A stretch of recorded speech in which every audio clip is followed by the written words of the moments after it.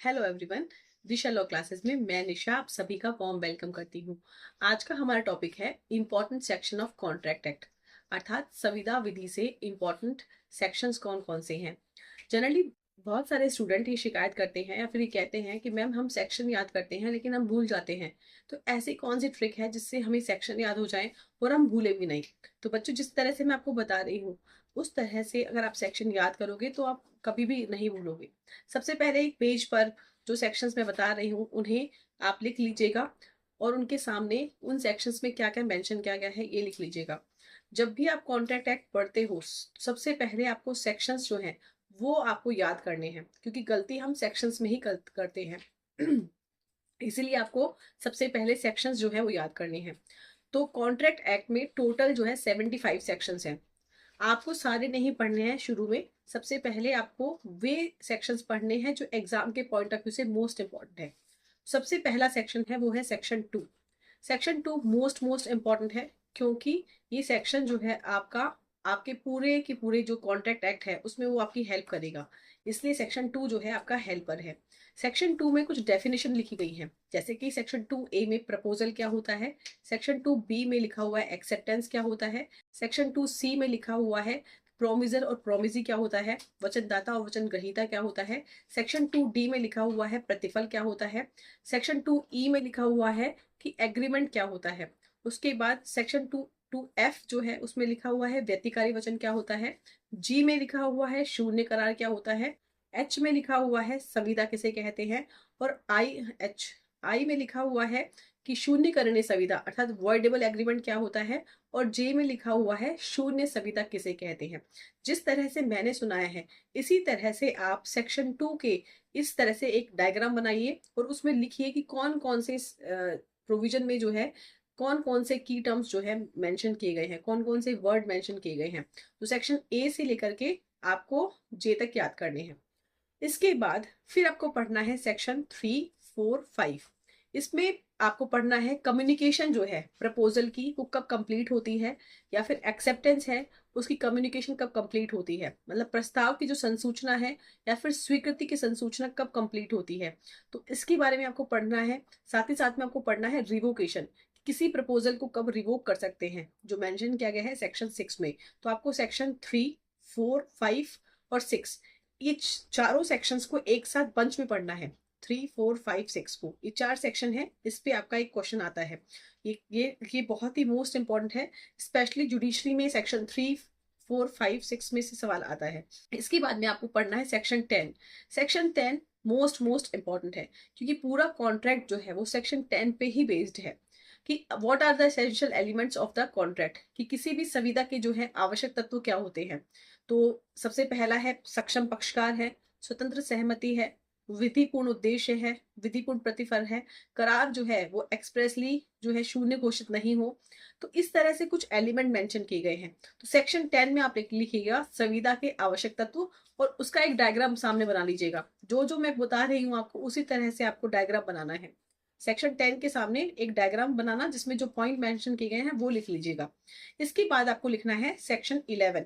11 में है, और 11 और 12 सेक्शन जो है वो एक साथ पढ़ने हैं आपको। इसमें है कि कौन पक्षकार जो है सक्षम होता है, अर्थात सक्षम पक्षकार कौन होता है। तो सक्षम पक्षकार में सबसे पहले वो पार्टी जो है वो कॉम्पिटेंट होनी चाहिए, वयस्क होना चाहिए।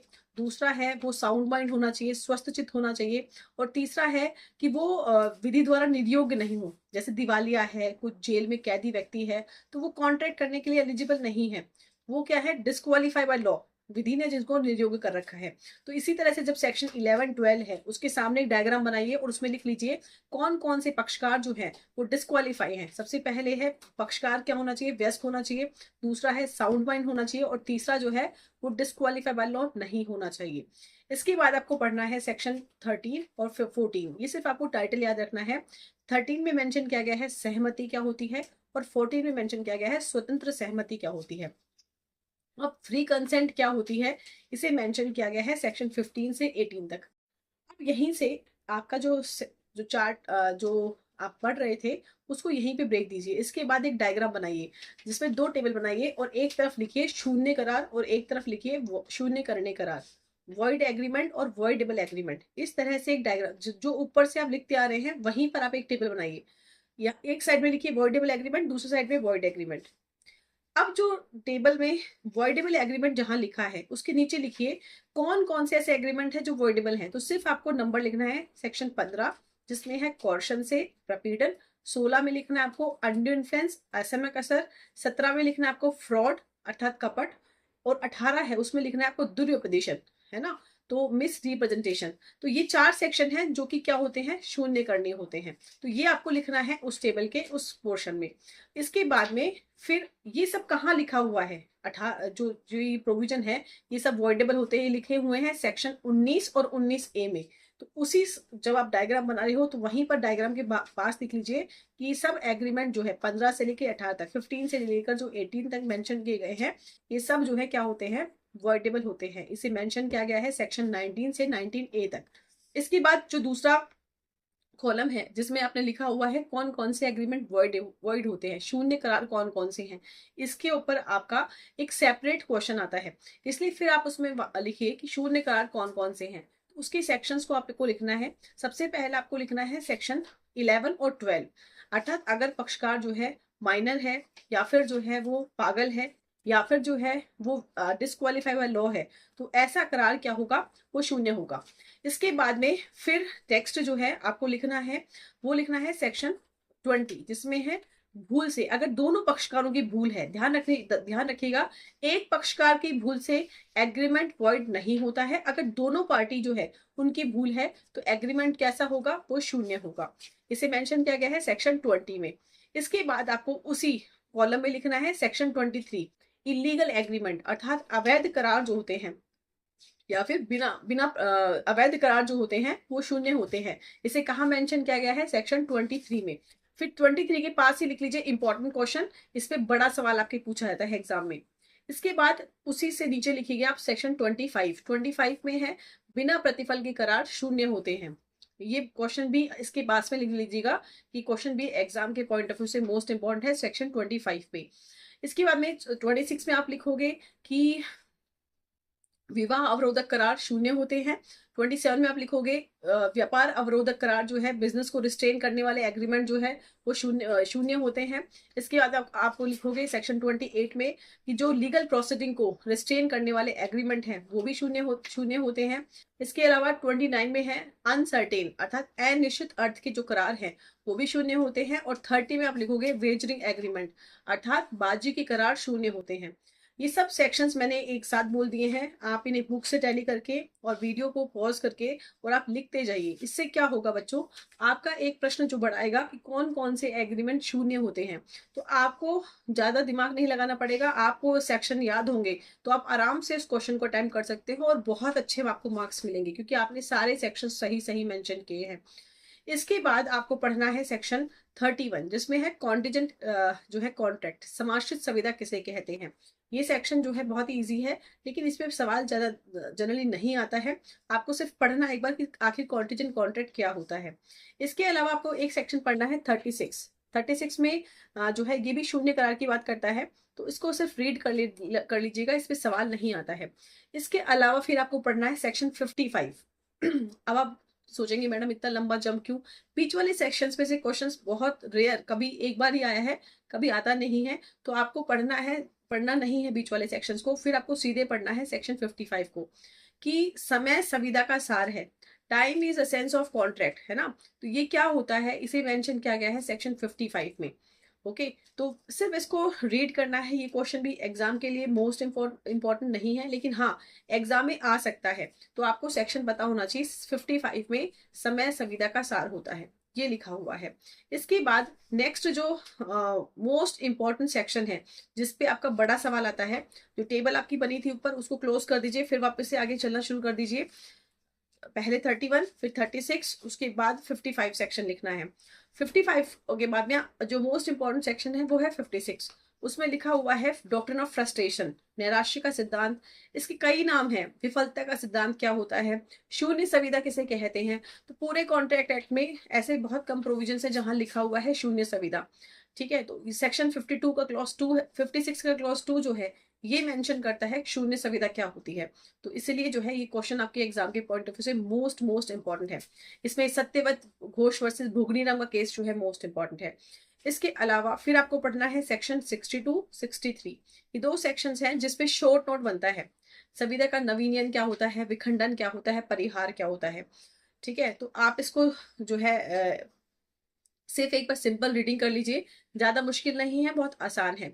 सिर्फ आपको एक बार रीडिंग करना है। मोस्ट इंपॉर्टेंट सेक्शंस ये नहीं है, लेकिन फिर भी आपको एक रीडिंग करनी है 62 और 63 की।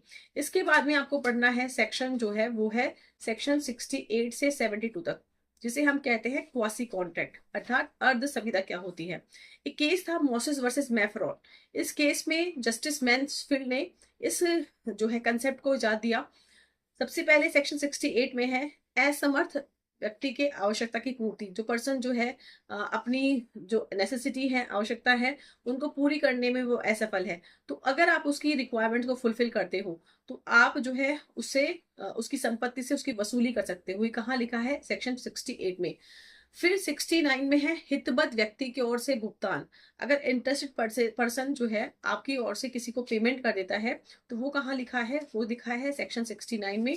तो आप उसे रीपेमेंट मतलब वापस जो है पैसे मांग सकते हो। इसके बाद में फिर सेक्शन 70 है जो आपको पढ़ना है कि आनुग्रहिक रूप से फायदा उठाने वाले व्यक्ति का दायित्व। अगर कोई व्यक्ति कोई काम करता है और उस काम को करने का उसका फ्री में कोई इरादा नहीं है, तो वो व्यक्ति जो है आपसे पेमेंट ले सकता है। इसके अलावा 71 कि जब आप जो है भूल से सॉरी, अगर आप रास्ते में कहीं आपको माल गिरा हुआ मिलता है, कुछ सामान आपको गिरा हुआ मिलता है, अगर आप उसे उठा लेते हो तो आपकी जिम्मेदारी एक बेली की होती है, उपनिहित की होती है। ये कहाँ मेंशन किया गया है? सेक्शन 71 में। इसके बाद में जो आपको सेक्शन पढ़ना है वो है 72। अगर भूल से कहीं आप सामान छोड़ाते हो या भूल से कोई चीज आपकी कहीं रह गई है, तो आप उस संपत्ति का जो है का जो भी पैसा है वो आप प्राप्त करने के हकदार होते हो। ये लिखा है सेक्शन 72 में। भूल से अगर कहीं पर भी कोई सामान आपका छूट गया है तो इसी तरह से आपको 68 से 72 तक के पॉइंट्स सारे उस पेज में मेंशन करने हैं। इसके बाद में फिर आपको पढ़ना है सेक्शन 73 और 74, जिसमें है ब्रीच ऑफ कॉन्ट्रैक्ट। और ब्रीच ऑफ कॉन्ट्रैक्ट जो है संविदा किस प्रकार से खंडित होती है, तो उसके बाद पक्षकार को क्या मिलता है? क्षतिपूर्ति, कंपनसेशन मिलता है। तो कंपनसेशन भी दो प्रकार का होता है। एक तो अगर पार्टीज ने पहले ही तय कर लिया है कि भाई अगर कॉन्ट्रैक्ट ब्रीच होगा तो उसमें कंपनसेशन इतना मिलेगा, तो उसे बोलते हैं परिनिर्धारित क्षतिपूर्ति। इसी प्रकार से अगर पार्टीज डिसाइड नहीं करते हैं कि ब्रीच ऑफ कॉन्ट्रैक्ट होने पर कितना कंपनसेशन मिलेगा, तो उसे बोलते हैं अपरिनिर्धारित क्षतिपूर्ति। तो इस तरह से आपसे सवाल पूछ सकते हैं। इसका लैंडमार्क जजमेंट है हेडले वर्सेस बैक्सेंडेल। तो ये टोटल जो है सेक्शंस मोस्ट मोस्ट इंपॉर्टेंट है जो मैंने आपको बताए हैं। आपके एग्जाम के पॉइंट ऑफ व्यू से ये सेक्शंस जो है मोस्ट इंपॉर्टेंट है। आप इनको एक लिस्ट बना करके एक पेज पर लिख कर मल्टीपल रिविजन कीजिए, बार बार याद कीजिए, क्योंकि क्वेश्चन में सबसे पहले आपका जो चेक होता है वो होता है सेक्शन। अगर आपने गलत सेक्शंस मेंशन किए हैं तो आपके अच्छे मार्क्स तो नहीं, लेकिन हाँ, टीचर पे आपकी कॉपी का जो है गलत प्रभाव जाता है कि बच्चे को सेक्शंस याद नहीं है। इसी प्रकार से आप लॉ के स्टूडेंट हैं तो ये सेक्शंस हैं या कॉन्स्टिट्यूशन के आर्टिकल्स हैं, ये आपके मंत्र हैं। जितना ज्यादा आप इनको रिवाइज करके मल्टीपल रिवीजन करके आप इनको याद करोगे, उतना ही ये फ्यूचर में आपको हेल्प करेंगे।